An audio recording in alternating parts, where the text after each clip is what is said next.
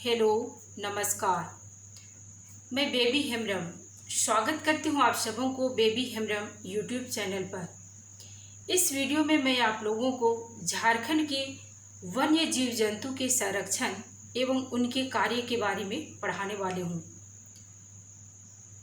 इसे पढ़ने से पहले हम लोगों को दो महत्वपूर्ण बातें जाननी होगी, और वो महत्वपूर्ण बातें हैं कि सामान्य रूप में अगर हम लोग देखें तो भारत में वन्य जीवन संरक्षण के लिए जो भी योजनाएं चलाई जाती है, उन योजनाओं के क्रियान्वयन एवं संचालन के लिए एक शीर्ष संस्था कार्य करती है, और वो शीर्ष संस्था है भारतीय वन्य जीवन बोर्ड। भारतीय वन्य जीवन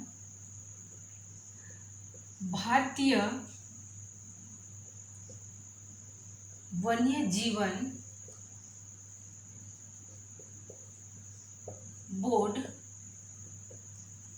ये एक शीर्ष संस्था है, और इसी संस्था के तहत ही भारत में वन्य जीवन संरक्षण के लिए जो योजनाएं चलाई जाती है, इन योजनाओं का क्रियान्वयन व निर्देशन होता है।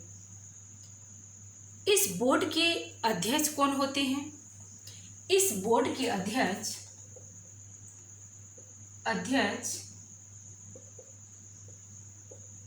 खुद प्रधानमंत्री होते हैं।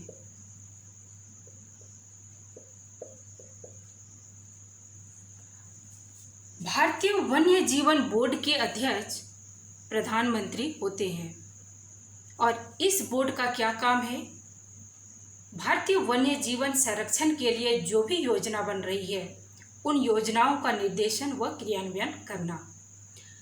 अब हम लोग दूसरी पॉइंट देखेंगे, और वो दूसरा पॉइंट कौन सा है कि भारत के प्रत्येक राज्य में एक अधिनियम लागू किया गया है, और वो अधिनियम कौन सा है? वो अधिनियम है वन्य जीवन अधिनियम 1972। कौन सा अधिनियम है? वन्य जीवन अधिनियम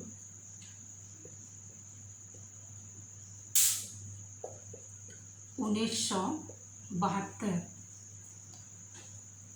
इस अधिनियम के तहत ही भारत में वन्य जीवन संरक्षण का काम होता है, और साथ ही जो भी वन्य प्रजाति विलुप्त हो रही है, उसके बारे में उनका संरक्षण किस तरह से हो, इसके बारे में दिशा निर्देशन इसी अधिनियम में लिखा हुआ है। और इसी अधिनियम के तहत ही जितने भी विलुप्त हो रहे हैं वन्य प्रजाति, उन वन्य प्रजातियों को व्यापार से रोकने का काम इसी अधिनियम के तहत किया जा रहा है। इस तरह से हम लोग यहाँ दो महत्वपूर्ण पॉइंट देखें। एक है भारतीय वन्य जीवन बोर्ड, जिसके तहत भारत में वन्य जीवन संरक्षण के लिए जितनी भी योजनाएं बनाई जाती है, उन योजनाओं का क्रियान्वयन होता है, और इसके जो अध्यक्ष होते हैं वो प्रधानमंत्री होते हैं। और दूसरा महत्वपूर्ण पॉइंट हम लोग क्या देखें? दूसरा महत्वपूर्ण पॉइंट ये है कि भारत के प्रत्येक स्टेट में एक अधिनियम लागू किया गया है वन्य जीवन संरक्षण के लिए, और वो अधिनियम है वन्य जीवन अधिनियम 1972। अब हम लोग झारखंड के संदर्भ में देखेंगे। झारखंड के संदर्भ में ये हम लोगों को देखना है कि झारखंड में कितने राष्ट्रीय उद्यान है, और साथ ही कितने वन्य जीव अभयारण्य है, और कितने जैविक उद्यान है। इन सारी चीज़ों को हम लोग यहाँ झारखंड के मानचित्र के तहत समझने की कोशिश करेंगे। इस मानचित्र में अब हम लोग झारखंड के उन एक राष्ट्रीय उद्यान और साथ ही 11 जो वन्य जीव अभयारण्य है, उनके बारे में हम लोग यहाँ चर्चा करेंगे। सबसे पहले देखेंगे कि बेतला नेशनल पार्क झारखंड के किस जिला में स्थित है? तो ये लातेहार जिला में स्थित है। बेतला नेशनल पार्क ये लातेहार जिला में स्थित है। ये बेतला नेशनल पार्क है और इस पार्क का कुल क्षेत्रफल कितना है? 261.67 वर्ग किलोमीटर। इस पार्क का कुल क्षेत्रफल 261.67 वर्ग किलोमीटर है। इस नेशनल पार्क की स्थापना कब हुई थी? इसकी स्थापना 1986 ईस्वी में हुई थी। बेतला नेशनल पार्क की स्थापना 1986 ईस्वी को हुई थी और इस नेशनल पार्क में बाघ, हाथी और सांभर ये 3 वन्य जीव इस नेशनल पार्क में रखे गए हैं। ये नेशनल पार्क किसके लिए है? तो बाघ, हाथी और सांभर के लिए। कौन कौन से जीव यहाँ पे रहते हैं? बाघ, हाथी और सांभर। ये 3 वन्य प्राणी इस बेतला नेशनल पार्क में रहते हैं। अब इस मानचित्र के सहारे अब हम लोग झारखंड में जो 11 महत्वपूर्ण वन्यजीव अभयारण्य है उनके बारे में हम लोग डिस्कशन करेंगे। ये 11 वन्यजीव अभयारण्य जो है उनमें से 1976 में 3 महत्वपूर्ण वन्यजीव अभयारण्य बनाए गए थे। वो 3 महत्वपूर्ण वन्यजीव अभयारण्य कौन कौन से जिले में बनाए गए थे ये हम लोग देखेंगे। एक वन्यजीव अभयारण्य बनाया गया था पलामू अभयारण्य और ये पलामू अभयारण्य ये लातेहार जिला में बनाया गया था। कौन सा? पलामू अभयारण्य।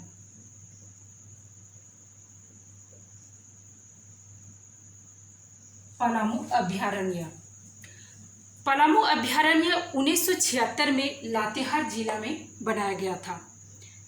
दूसरा कौन सा 1976 में कौन सा अभयारण्य बनाए गए थे? वो है हजारीबाग। वो है हजारीबाग का हजारीबाग वन्यजीव अभयारण्य।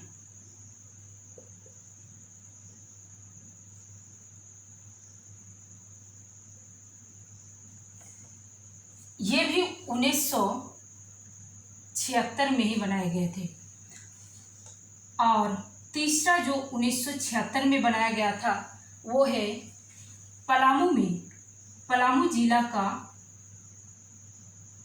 महुआटांड़।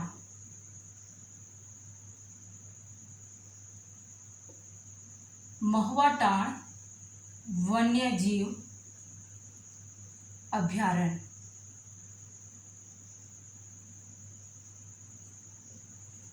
यह भी 1976 में बनाए गए थे।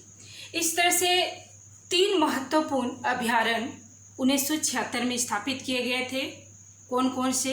पलामू वन्यजीव अभयारण्य, हजारीबाग वन्यजीव अभयारण्य और महुआटांड़ वन्यजीव अभयारण्य। इन 3 वन्यजीव अभयारण्य के बाद 1978 में फिर से 3 वन्यजीव अभयारण्य स्थापित किए गए थे और वो 3 महत्वपूर्ण वन्यजीव अभयारण्य कौन कौन से हैं? एक है लावालौंग वन्यजीव अभयारण्य, दूसरा है तोपचांची वन्यजीव अभयारण्य, दलमा वन्यजीव अभयारण्य।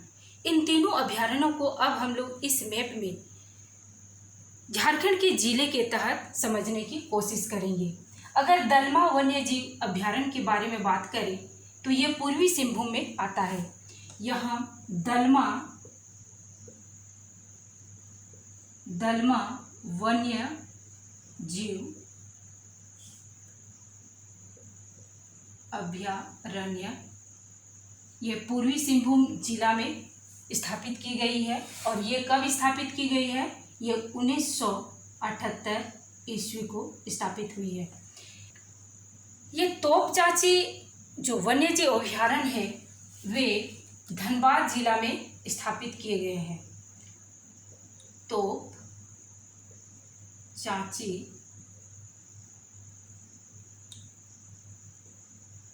अभयारण्य ये कहाँ है? ये धनबाद जिला में, और इसकी स्थापना 1978 ईस्वी को की गई है। और एक जो फिर चतरा में स्थापित की गई है, ये है कौन सा? ये है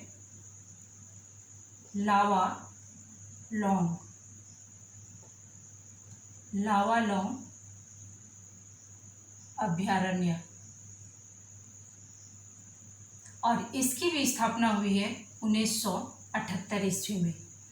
इस तरह से 1978 ईस्वी में 3 महत्वपूर्ण वन्य जीव अभ्यारण्य की स्थापना की गई है। एक है लावालौंग अभ्यारण्य, दूसरा है तोपचांची वन्य जीव अभ्यारण्य, और तीसरा है दलमा वन्य जीव अभ्यारण्य। और तीनों अभ्यारण्य की अगर हम लोग बात करें, एक है चतरा में, दूसरा है धनबाद जिला में, और तीसरा है यहाँ पूर्वी सिंहभूम में। अब 1981 में 2 महत्वपूर्ण वन्य जीव अभ्यारण्य की स्थापना की गई है, और वो 2 महत्वपूर्ण वन्य जीव अभ्यारण्य कौन कौन से है? एक है पारसनाथ वन्य जीव अभ्यारण्य जो गिरिडीह जिला में है, और दूसरा है कोडरमा वन्य जीव अभ्यारण्य जो कोडरमा जिला में है। उसे हम लोग अब इस मैप के सहारे उसकी स्थिति को जानेंगे। यह कोडरमा जिला है, और इसी कोडरमा जिला में कोडरमा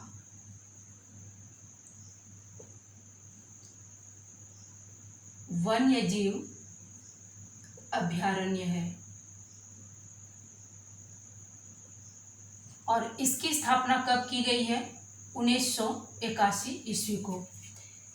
ठीक यहाँ पे गिरिडीह जिला में, ये गिरिडीह जिला है, और इसी गिरिडीह जिला में एक वन्य जीव अभ्यारण्य जो बनाए गए 1981 ईस्वी में ही, और वो है कौन सा? पारसनाथ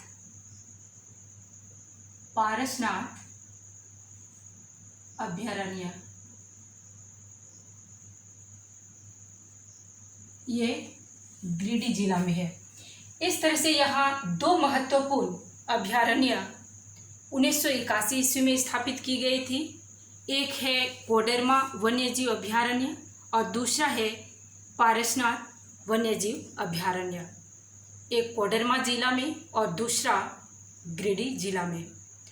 फिर झारखंड के गुमला जिला में 1990 ईस्वी में पालकोट वन्यजीव अभ्यारण्य की स्थापना होती है, और इस अभ्यारण्य का कुल क्षेत्रफल अगर हम लोग देखें तो इसका क्षेत्रफल है 183.18 वर्ग किलोमीटर।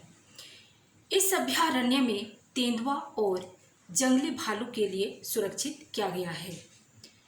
इसे हम लोग अब झारखंड के मानचित्र में देखेंगे। ये गुमला जिला का क्षेत्र है, और इसी गुमला जिला में पालकोट वन्यजीव